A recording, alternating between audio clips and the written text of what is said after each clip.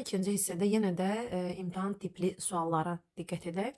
11 nömrəli testdə bizdən doğru variant tələb olunur və cümlə tərcüməsinə diqqət edirik. Which of them was late for work? Onların hansı işə gecikmişdi? Tez alınan cavaba diqqət edirik. Bir ikinci tərəfdə cəmsim cəm xəbər var. Deməli, burada artıq biz each və yaxud da Ayzədən söz gedə bilməz. Onlar cəmsim tək xəbər alar. Eyni zamanda digər məqam ondan ibarətdir ki, birinci tərəfdə isə cəmsim tək xəbər var və o halda boss olmaz və digər məqamda da nəyə diqqət edirik? Əgər biz cümlənin tərcüməsinə diqqət edirik, deyir ki, həmişəki kimi hər ikisi işdə idisə, deməli onların heç biri gecikməyib, each isə hər biri deməkdir, yanlışdır. Doğrumuz elə B'dir. Neither of them was late. Onların heç bir işə gecikməyib. Both of them were in time as usual. Yəni hər ikisi vaxtında həmişəki kimi işdə olub. 12 nömrəli testə diqqət edirik. Bizdən passive voice, yəni məchul növə çevirmə doğru tələb olunur. Məchul növə çevirmək üçün ilk öncə verilən cümləyə fikir verin və onun zamanına. They have built, artıq burada present perfect, indiki bitmiş zaman görürük. Əgər biz orada have və 3 görürüksə, biz onu passive çevirərkən onu heç bir halda had-lə əvəz edə bilmərik. Ona görə A, C və E yanlışdır. Heç bir halda have has olan yerdə was və əmizanı istifadə edə bilmərik. Elə doğru variantımız A-dır. Tərcümədə isə they have built a huge plant in the town.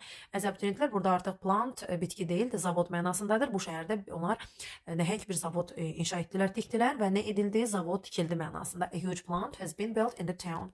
13 nömrəli testə diqqət edirik. Bizdən doğru variant tələb olunur. O halda nə edirik? Uzlaşmada hər zaman of-dan əvvələ baxın.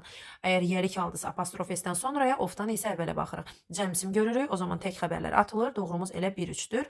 Və tərcüməyə gəldikdə isə several sorts of meat are used və yaxud da were used to cook this meal. Yəni bu yeməyi bişirərkən müxtəlif ət növlərindən istifadə olunur. 14 nömrəli testdə isə bizdən choose a correct sentence in the possessive case. Yəni yerik halda olan doğru cümlə seçimi tələb olunur. Yerik halda olan isimlərin qaydasını xatırladıqda biz apostrof S-dən sonra əgər əvəzlik varsa orada hallama baş vermir. Very varsa sifətdir, hallama baş verməz. Elə 1-2-ni variantlardan atdıqda qalır 3-4. 3-də butchers, bakers, bəzi bizim cansız məkanlar var ki, onlar of almaq əvəzinə apostrof S alar. Bu isimlərimiz butchers, ət dükanı, bakers, çörək dükanı, greengrocers, ərzaq dükanı və s. olan məkanlardır. 4-də də bilirik ki, ev varsa tək olan artikl apostrof tək olmalıdır və yerindədir. Doğrumuz elə 3-4-dür. Və digər testə baxırıq. 15 nömrəli testimizə. It is difficult, çətindir söyləmək. To tell, yəni nə isə demək çətindir. O zaman biz bilirik ki, tell özündən sonra to-lu feil tələb edir və to-nu tələb edən feillər qrupuna daxildir. Mürəkkəb tamamlıqda. O zaman E yanlışdır, A yanlışdır, B yanlışdır və cümlənin sonunda şəxs əvəzliyi verə bilmərikdir. Doğrumuz elə D variantıdır. It's difficult to tell Bob and John to do it. Bunu etməyi Bob və John-a demək çox çətindir. Yəni onlar ona etməyəcək anlamındadır. 16 nömrəli testə diqqət edirik. The writer's novel was so readable. Doğru variantı seçirik. Yazıçının novellası, yəni əsəri çox oxumalıydı, yəni maraqlıydı. That hardly cümləyə inkarlıq verir biləsiniz, əziz abituriyentlər. Və refused to read. Yəni demək istəyir ki, cümlə tərcüməsində maraqlıydı əsər. Yəni o əsəri heç kim oxumadan, yəni keçmədi. Heç kim onun oxumağını, əsəri rədd etmədi. O mənadaydı. O zaman hardly'yə görə biz nə edirik? Cümləyə inkarlıq veribsə, ikinci inkar verə bilmirik. Some inkar cümlədə yer almır və cümlə sonunda it is refused deyə bilmirik. Çünki artıq o məchul olur, amma burada bizim mübtədamız var. Ona görə doğru variantımız A variantında da all deyil də all hər şey, hamı mənasındadır. Amma ikinci cümlə sonunda biz it's verə bilmirik. Çünki it's-dən sonra isim olmalıdır. Ona görə doğrumuz C variantıdır. That hardly anyone refused to read it. Ona görə yəni onu heç kim rədd etmədi. Oxudu hamı. 17 nömrəli testə diqqət edirik. Artıq burada bağlayıcı mövzusudur. Nə edirik? Nöqtədən əvvələ baxırıq. Nurse, artıq bilirik ki, bu canlı ismi bizə göstərir. Canlı isim olanda heç bir halda biz what istifadə edə bilmirik. 4-lər avtomatik yanlışdır. Nöqtədən əvvəl canlı isim, sonra isim olsaydı whose istifadə edərdik. Bir də yanlışdır. Doğrumuz 2-3-5-dir. Where is the nurse? That I saw. Biz bilirik ki, that who'nu da əvəz edə bilir. Whom'u da əvəz edə bilir. Yəni canlı və cansıvarlıqları that hər zaman əvəz edə bilir. 3-ə baxırıq. Canlı isim nöqtədən əvvəl, sonra əgər şəxs əvəzi varsa whom'u istifadə edə bilirik. 5-də də biz bu bağlayıcıları 0, yəni istifadə etmədən də təyin edaq cümləsi yarada bilirik. Təyin ediciyi bağlayıcı olmadan. Ona görə C doğru variantdır.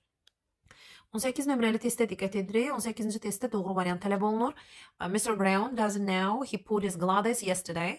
Mr. Brown dünən eynəyini hara qoyduğunu bilmir. Ona görə elə avtomatik where sözü cümlənin anlamına avtomatik olaraq cavab gəlir. 19 nömrəli testdə isə diqqət edirik. Yenə make-up sentence-dir, cümlə quruluşudur. Cümlə qurarkən cümlənin təsdiq, sual və ya da digər formada olmağına fikir veririk. Və artıq biz bu cümlədə inkar cümlə görürük. Yəni inkar cümlənin də mütləq şəkildə təsdiq cümlə kimi quruluşu nədir? Birinci nə ilə başlamalıyıq? Mike-la, mübtəda ilə. Mike, sonra mübtədadan sonra şəxsdən sonra işlənən bir zaman zərfi görürük. Ona görə 4-dən sonra 6 olmalıdır. 4-6 şəklində. Mike never, sonra feil işlətməliyik, never told. Sonra baxırıq birə anybody, bəli, obyekt işlənməlidir, obyekt əvəzliyi. Yəni, daha doğrusu təsirli feil tamamlıq çəkəcək. Ona görə 4-6-5-1 şəklində. Mike never told anybody about his wish to be doctor. Yəni Mike doktor olmaq arzusu haqqında, bir planı haqqında heç kəsə heç nə demək mənasındadır. Ona görə doğrumuz B variantıdır. B doğru variantdır. 20-ci testə diqqət edirik.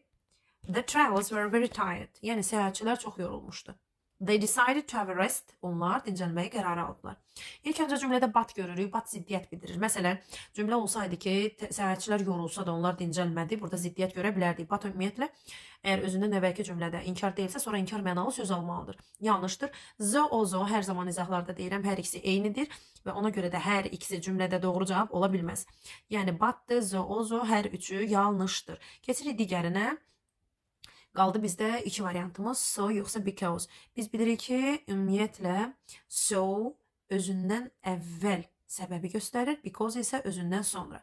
Və özündən əvvəldirsə, deməli elə burada so olacaq. Çünki nə üçün? Səbəb ilk öncə verilib, səyahətçilər yorulmuşdu. So they decided have a rest. Belə ki, onlar, yəni o səbəbdən dincəlməyi qərar aldılar. Səbəbi öndə verirsə, o zaman biz mütləq testdə so-nu seçirik. Amma because isə səbəbi deyil də nəticəni öndə verər, səbəbi isə sonradan qəbul edər. Ona görə doğrumuz so-dur. Öndə səbəb, sonra nəticə.